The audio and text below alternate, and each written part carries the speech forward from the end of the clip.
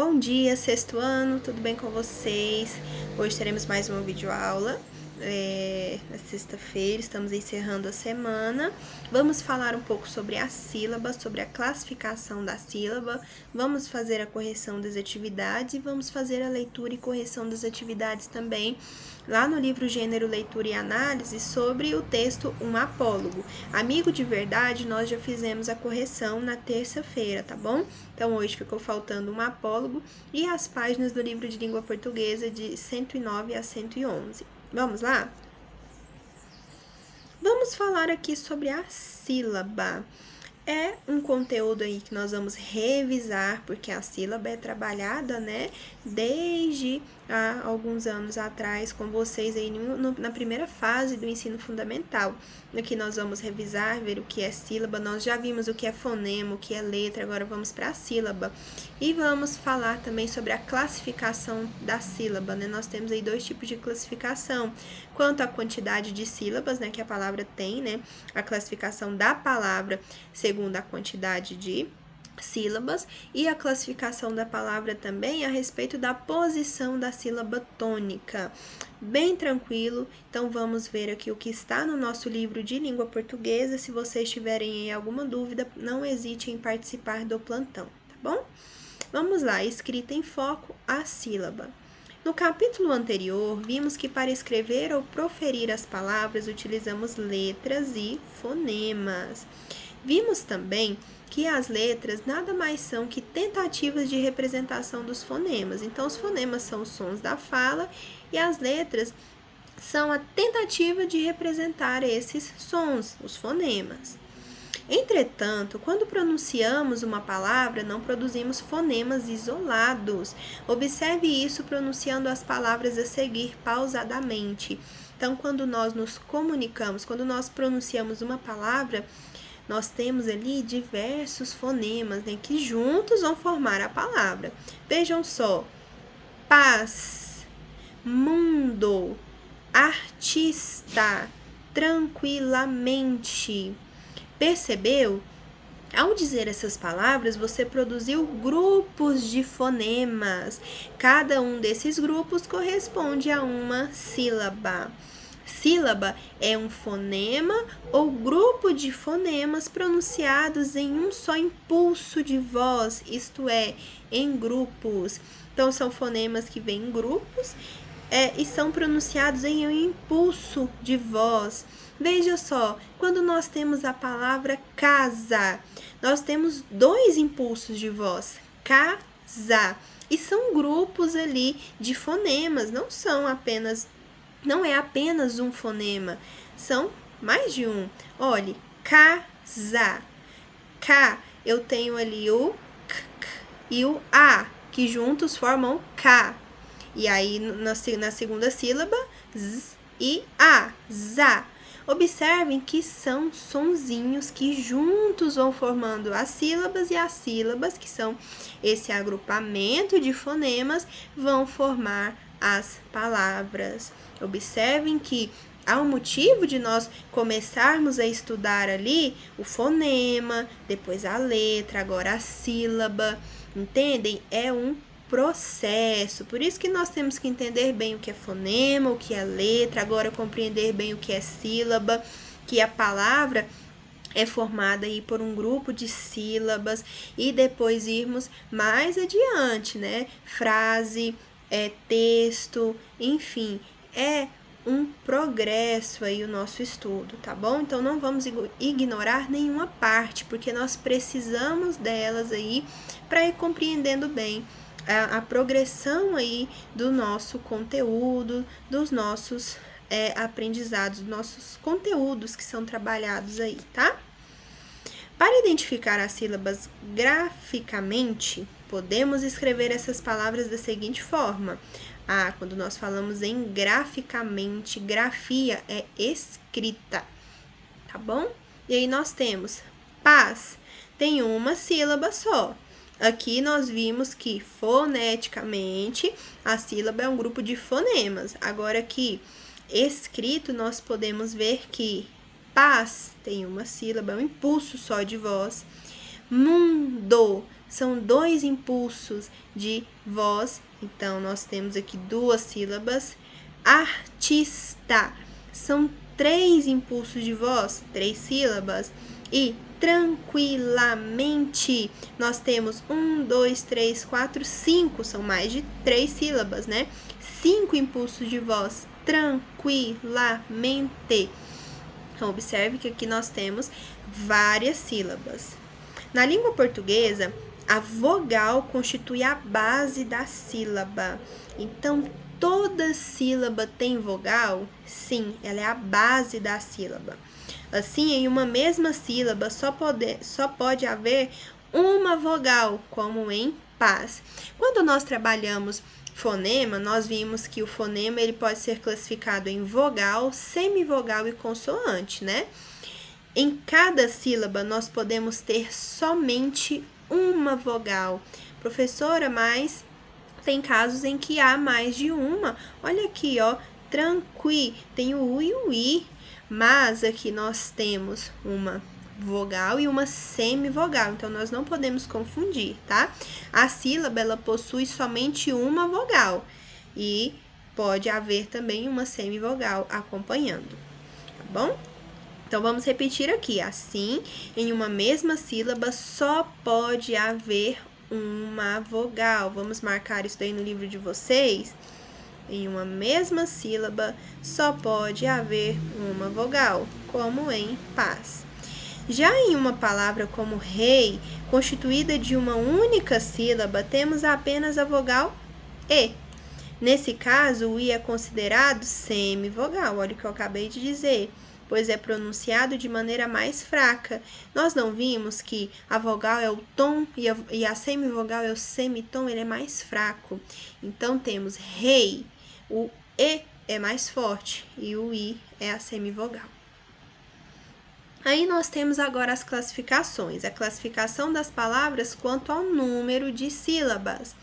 Quanto ao número de sílabas, as palavras são classificadas como monossílabas, dissílabas e trissílabas e polissílabas. Nós temos aqui 4 classificações das palavras quanto ao número de sílabas. É bem simples. Quando nós encontramos a palavra ali, nós fazemos a separação de sílabas. Vocês já fazem isso há algum tempo. E quando nós separamos essas sílabas, nós temos ali a quantidade, né? Se a palavra possui uma sílaba apenas, ela é chamada de monossílaba. Mono quer dizer um. Sílaba, aí nós vimos que é o conjunto aí de fonemas, né?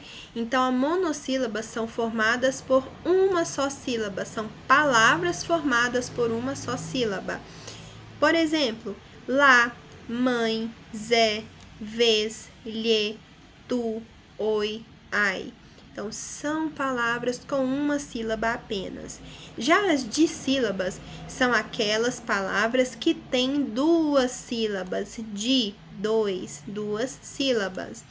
Beto, onde, jaca, dedo, verdes, nome. Observem que há 2 sílabas.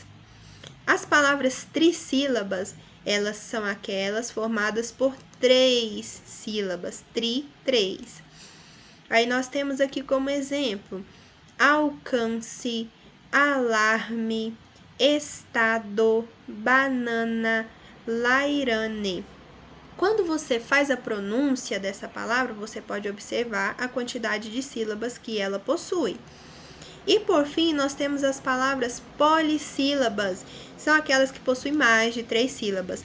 Poli, vários, então, palavra que tem 4, 5, 6, tem mais de 3 sílabas, são chamadas de polissílabas, né? São aquelas que têm mais de 3 sílabas. Por exemplo, esperança, dissertação, estadista, normalmente. Vejam que são palavras que possuem 4 ou mais sílabas. Entendido? Então, aqui nós temos as classificações das palavras quanto ao número de sílabas. Vamos lá, como só possuem uma sílaba, os monossílabos não são classificados quanto à posição da sílaba tônica, tá bom? Então, as palavras monossílabas, elas não são classificadas quanto à sílaba tônica, que é o que nós vamos ver agora, tá? Na verdade, essas palavras se classificam apenas em átonas, pronunciadas com pouca intensidade ou tônicas, tá bom? Vamos lá, agora sim, a classificação das palavras quanto à posição da sílaba tônica. Sílaba tônica é a sílaba mais forte. Aí nós vamos observar onde ela e qual é essa sílaba, qual é a posição dela. A partir disso, nós temos as 3 classificações somente, tá bom? Em uma palavra com mais de uma sílaba, sempre há uma sílaba pronunciada com mais intensidade, com mais clareza, é a chamada sílaba tônica. Quanto à posição da sílaba tônica, as palavras se classificam como oxítonas, paroxítonas e proparoxítonas. Vocês já encontraram com esses termos por aí, então agora nós vamos relembrar somente, rever, aprofundar o conhecimento a respeito delas. É o momento de você tirar todas as suas dúvidas, compreender bem o que são essas palavras, o que é essa classificação, para nós passarmos adiante para o nosso conteúdo, que eu havia dito aqui no início da aula. Toda parte, todo o conteúdo, tudo que nós vemos aí no decorrer do ano letivo, dos bimestres, são essenciais para o nosso conhecimento, e mais à frente nós vamos precisando relembrar aí desses assuntos. Então, nós temos que compreender aí de verdade e fazermos um estudo aprofundado de tudo isso, tirando as dúvidas, para nós não termos mais dificuldades mais à frente, tá bom? Vamos aqui. Nós temos as palavras oxítonas. As oxítonas são aquelas em que a sílaba tônica é a última. Nós vamos, em relação à classificação da posição da sílaba tônica, nós vamos olhar a palavra de trás para frente. Quando a última é a mais forte, nós temos a palavra oxítona. Exemplo, oração. Veja que são é a sílaba mais forte, então a palavra oxítona, porque é a última sílaba. Amapá. Amapá, a sílaba mais forte, de maior intensidade pronunciada, mais forte é pá, a última sílaba, oxítona. Aracaju, da mesma forma, ju é a última sílaba mais forte, então a palavra oxítona. Computador, dor é a última sílaba, a mais forte, portanto é oxítona. E agora vamos, de trás para frente, né? Agora nós vamos para a penúltima. Aí nós teríamos as paroxítonas. Trabalho. Veja que ba é a sílaba mais forte, a penúltima, então a palavra paroxítona. Regra, de trás para frente, é a penúltima, a mais forte, então paroxítona. Letras, letras, le é a sílaba mais forte, a penúltima, então é paroxítona. Impressora, so é a palavra, é a sílaba, perdão, mais forte, a penúltima, portanto é paroxítona. E por último, nós temos as palavras proparoxítonas, que são as antepenúltimas, de trás para frente ali a terceira, né? Quando a sílaba tônica é a antepenúltima. Exemplo, penúltima é um exemplo disso, ó, penúltima é de trás para frente a terceira sílaba, proparoxítona. Paroxítona, si é a sílaba mais forte, é a antepenúltima, portanto é uma proparoxítona. Máquina, máquina, de trás para frente é a terceira sílaba, a antepenúltima, então proparoxítona. Lâmpada, de trás para frente é a terceira, a antepenúltima, portanto ela é proparoxítona. Vocês observaram algo em comum entre elas? Todas elas são acentuadas, tá bom? Então, é uma regrinha de acentuação, já vamos adiantando o nosso conhecimento sobre isso. Todas as proparoxítonas são acentuadas. Agora, nós vamos para as atividades do nosso livro de língua portuguesa a respeito disso, é somente uma página. Leia a tirinha e responda as questões que seguem. Vamos lá, a tirinha de Serafim, lá na página 111 do nosso livro. Então, o patrão do teu pai não sabe dividir a palavra lucro? Para ele é monossílaba. E prejuízo, ele sabe dividir? Essa ele sabe. Divide com os peão tudinho. Então, vamos lá. Como se divide a palavra lucro? Como que nós fazemos aí a divisão entre sílabas? Primeiro identificamos aí quantas sílabas são, né? E a sílaba nós identificamos pelo impulso de voz, né? Lucro, 2 sílabas. E aí, para dividir as sílabas, nós não podemos deixar de colocar o tracinho, né? O hífen aí. Então, temos 2 sílabas aqui. 2. De acordo com a tirinha, o patrão do pai do menino realmente não sabe dividir a palavra lucro quando ele diz lá, então o patrão do teu pai não sabe dividir a palavra lucro? Ele diz, para ele é monossílaba. Ele não sabe realmente fazer a divisão silábica? Não, na verdade, ele está falando que ele não divide o lucro com os seus funcionários, né, na verdade. Então, não. Na verdade, o patrão não sabe dividir o lucro da sua empresa, não em relação à palavra lucro, como nós fizemos na questão anterior. 3. Como se divide a palavra prejuízo? Vamos lá. Prejuízo. Vimos aí o impulso de voz? Prejuízo. Nós temos 1, 2, 3, 4 sílabas. Não deixando de esquecer aqui do hífen, tá bom? 4. Por que o patrão divide o prejuízo com os empregados? O prejuízo ele divide, né?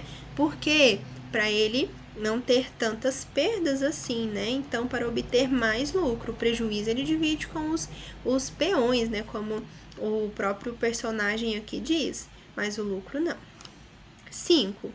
Classifique as palavras a seguir quanto à quantidade de sílabas e quanto à posição da sílaba tônica. Então, nós vamos classificar aqui da mesma forma que nós vimos anteriormente, né? A quantidade de sílaba, nós podemos ter as palavras monossílabas, dissílabas, trissílabas e polissílabas. E em relação à posição da sílaba tônica, oxítona, paroxítona e proparoxítona. Vamos lá, lucro, já foi dividido aqui, né? Tem 2 sílabas, então é dissílaba. Qual que é a sílaba mais forte? Lucro. Lu é a sílaba mais forte, a penúltima, então é paroxítona. Então, a palavra dissílaba, paroxítona. Prejuízo, também já fizemos a divisão aqui. Nós contamos, tem 4 sílabas, então tem mais de 3? Polissílaba. E em relação à posição da sílaba tônica, prejuízo, a penúltima. Então, nós temos mais uma vez aqui a paroxítona, tá bom? Polissílaba, paroxítona. C. Teu. Teu tem apenas o impulso de voz, apenas uma sílaba. É uma palavra monossílaba. E nós vimos que as monossílabas não são classificadas quanto à posição da sílaba tônica, tá? Saber. Sabe é uma palavra que tem 2 sílabas, portanto, é dissílaba. E qual é a sílaba mais forte? Sabe. Tanto que o E ali até perde um pouco a característica de E, né? Nós falamos sabe, ó, B, I. Então, a mais forte aqui é a Sa. A penúltima, então, é paroxítona. Dividir, dividir, dividir. 3 sílabas, trissílaba. E a mais forte, dividir. A última é a mais forte, portanto, ela é oxítona. F, monossílaba. Olha só, monossílaba. 5 sílabas. Então, ela é polissílaba, tem mais de 3. E qual é a mais forte? Ó, tem até um acento aqui, ó. É a antepenúltima, portanto, é uma palavra proparoxítona. Bom? Tranquilo? Qualquer dúvida, participe do plantão, tá? Aqui nós já fizemos a leitura e a correção dessas atividades sobre um amigo de verdade. Agora nós vamos fazer a leitura do texto, um apólogo, e faremos a correção das atividades também. Vamos lá? Era uma vez uma agulha que disse a um novelo de linha: Por que você está com esse ar, toda cheia de si, toda enrolada, para fingir que vale alguma coisa neste mundo? Deixe-me, senhora. Que a deixe? Que a deixe por quê? Porque lhe digo que está com um ar insuportável? Repito que sim, e falarei sempre que me der na cabeça. Que cabeça, senhora? A senhora não é alfinete, é agulha. A agulha não tem cabeça. Que lhe importa o meu ar? Cada qual tem o ar que Deus lhe deu. Importe-se com a sua vida e deixe a dos outros em paz. E deixe a dos outros. Mas você é orgulhosa. Com certeza que sou. Mas por quê? É boa, porque coso. Então, os vestidos e enfeites de nossa ama, quem é que os cose, senão eu? Você, esta agora é melhor. Você é que os cose, você não sabe que quem os cose sou eu? E muito eu? Você fura o pano, nada mais. Eu é que coso, prendo um pedaço ao outro, dou forma aos babados. Sim, mas que vale isso? Eu é que furo o pano, vou adiante, puxando você, que vem atrás, obedecendo ao que eu faço e mando. Também os soldados vão adiante do imperador. Você é imperador?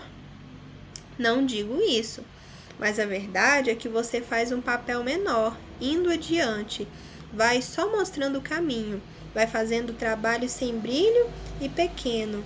Eu é que prendo, ligo, junto. Estavam nisso quando a costureira chegou à casa da baronesa. Não sei se disse que isto se passava na casa de uma baronesa, que tinha costureira ao seu pé, para não andar atrás dela.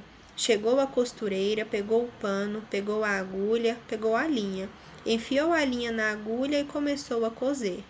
Uma e outra iam mandando orgulhosas pelo pano adiante, que era a melhor das sedas, entre os dedos da costureira, ágeis como os galgos de Diana, para dar a isso uma cor poética, e dizia a agulha: Então, senhora Linha, ainda teima no que dizia há pouco? Não repara que esta distinta costureira só se importa comigo? Eu é que vou aqui entre os dedos dela, unidinha a eles, furando abaixo e acima. A linha não respondia nada, ia andando. Buraco aberto pela agulha era logo enchido por ela, silenciosa e ativa como quem sabe o que faz, e não está para ouvir palavras loucas. A agulha, vendo que ela não lhe dava resposta, calou-se também e foi andando. E era tudo silêncio na saleta de costura. Não se ouvia mais que o plique, plique, plique, plique da agulha no pano. Caindo o sol, a costureira dobrou a costura para o dia seguinte. Continuou ainda nesse e no outro, até que no quarto acabou a obra e ficou esperando o baile. Veio a noite do baile e a baronesa vestiu-se. A costureira, que a ajudou a vestir-se, levava a agulha espetada no corpinho para dar algum ponto necessário, e quando ajeitava o vestido da bela dama e puxava a um lado ou outro, arregaçava daqui ou dali, alisando, abotoando, prendendo a linha. Para zombar da agulha, perguntou-lhe: Ora agora, diga-me, quem é que vai ao baile no corpo da baronesa, fazendo parte do vestido e da elegância? Quem é que vai dançar com ministros e diplomatas, enquanto você volta para a caixinha da costureira, antes de ir para o balaio das mucamas? Vamos, diga lá. Parece que a agulha não disse nada, mas um alfinete, de cabeça grande e não menor experiência, murmurou à pobre agulha: Anda, aprende, tola. Cansas-te de abrir caminho para ela, e ela é que vai gozar da vida, enquanto aí ficas na caixinha de costura. Faze como eu, que não abro caminho para ninguém. Onde me espetam, fico. Contei esta história a um professor de melancolia que me disse, abanando a cabeça: Também eu tenho servido de agulha a muita linha ordinária. Então, nós temos aqui o texto Um Apólogo, né, de Machado de Assis, que está em um livro, A Cartomante e Outros Contos. Lembram que eu trouxe para vocês o conto da Cartomante dentro do projeto É a Hora da Leitura? Tirei justamente desse livro aí, tá bom? Da editora Prazer de Ler. E aí nós temos também esse apólogo lá. Aqui nós temos o glossário, o significado de algumas palavras, dessas duas palavras que estão marcadas no texto, Mucamas aqui e Diana ali. Diana, referência aos cães que acompanhavam Diana, a deusa da caça na mitologia romana, conhecidos pela agilidade e ferocidade. E Mucamas, escravas que ajudavam nos serviços domésticos. E se houver outras palavras aí no texto que você não saiba o significado, basta pesquisar, tá bom? Para refletir o texto. 1. Sabemos que conotativo é o sentido que damos a uma palavra ou expressão em função de seu contexto. O trecho A agulha não tem cabeça, na linguagem conotativa, que é aquela em que ela não é literal, não é realmente aquilo, ela depende do contexto, como aqui diz, né? O trecho A agulha não tem cabeça, na linguagem conotativa, pode ser entendido de que maneira? Quando nós falamos, né, nós ouvimos ou falamos essa expressão, né? Ah, fulano não tem cabeça, quer dizer que ele não tem juízo, tá bom? E ali, a partir do contexto, nós identificamos isso, que a fala quer dizer que a agulha não tem cabeça, que ela não tem juízo. 2. Explorando ainda a linguagem conotativa do texto, o que inferimos da expressão dar feição aos babados? O que nós entendemos do significado aí dessa expressão, dar feição aos babados? Essa expressão significa dar crédito às fofocas. Vocês já ouviram essa expressão? Tem um babado fortíssimo. Fofoca, né? Então, dar crédito às fofocas. 3. Que tipo de narrador o texto apresenta? Atente para possíveis mudanças de foco narrativo. Vamos lá. O tipo de narrador, nós sabemos que podemos ter um narrador personagem, narrador observador ou onisciente, e aqui está falando para atentarmos a possíveis mudanças de foco narrativo. Vamos ver o que o gabarito diz? Durante a narrativa, temos a presença do narrador observador, em terceira pessoa, é aquele que observa o que está acontecendo e nos conta. Entretanto, em determinados trechos da história, como em Contei essa história a um professor de melancolia, o foco narrativo é alterado e encontramos o tipo de narrador personagem, que faz algumas interferências na história. Professora, mas isso pode acontecer? Com certeza. Principalmente aqui, né, que nós estamos falando de Machado de Assis, e Machado de Assis, ele não é à toa que ele é um nome clássico para nós aí, né? Cheio de inovações. Então, há mudança do foco narrativo, há a predominância do narrador observador, mas em determinados momentos ali nós temos a presença do narrador personagem. 4. O orgulho é um sentimento de satisfação com seus próprios feitos e qualidades. Pensando nisso, de acordo com o texto, qual das personagens era orgulhosa e por que o era? Nós vimos ali, né, principalmente no final do texto, nós temos até alguém que diz, né, que a Linha é orgulhosa, né? A personagem em questão era a Linha, porque era ela que estava no vestido da baronesa e que iria ter prestígio, queria dançar com os ministros, né, embaixadores, enfim. Então ela era muito orgulhosa. 5. O termo oracional vocativo é usado de forma objetiva para chamar ou colocar em evidência o ser a que nos dirigimos. Aqui nós estamos falando de vocativo. O que é vocativo, professora? Quando nós chamamos alguém, quando nós estamos conversando com alguém ou vamos conversar, nós chamamos essa expressão que utilizamos para chamar, é denominado como vocativo. Se nós estamos em aula, por exemplo, você vira para mim e diz: professora, preciso beber água. Você utiliza professora para me chamar, certo? Então, é vocativo. Quando você está conversando com alguém, você diz o nome da pessoa. Vamos supor que seria Maria. Maria, pode me emprestar o seu lápis? O termo que você utilizou ali para chamar a menina, a Maria, é o vocativo. E esse vocativo ele é isolado por vírgula, tá bom? Na escrita sempre temos que colocar vírgulas, ok? Então vamos lá. Vou começar aqui do início para nós lermos o enunciado. O termo oracional vocativo é usado de forma objetiva para chamar ou colocar em evidência o ser a que nos dirigimos. A partir dessa definição, podemos observar algum trecho da narrativa que faz uso do vocativo? Sim, observe. Anda, aprende, tola. Estamos referindo aqui à agulha, né? Cansar-se em abrir caminho para ela, e ela é que vai gozar da vida, enquanto aí ficas na caixinha de costura. O alfinete ali, ao falar com a agulha, chamou ela de tola. Observem, chamou a agulha de tola. 6. Com base na sua interpretação do texto, no que se refere ao professor de melancolia, o que podemos concluir? Pode-se dizer que era alguém que estava sempre se dando mal, que era frequentemente passado para trás e sentia-se injustiçado. Nós temos ele aqui no final do texto, né? Que ele diz: também eu tenho servido de agulha a muita linha ordinária. Ele era injustiçado, assim como a agulha.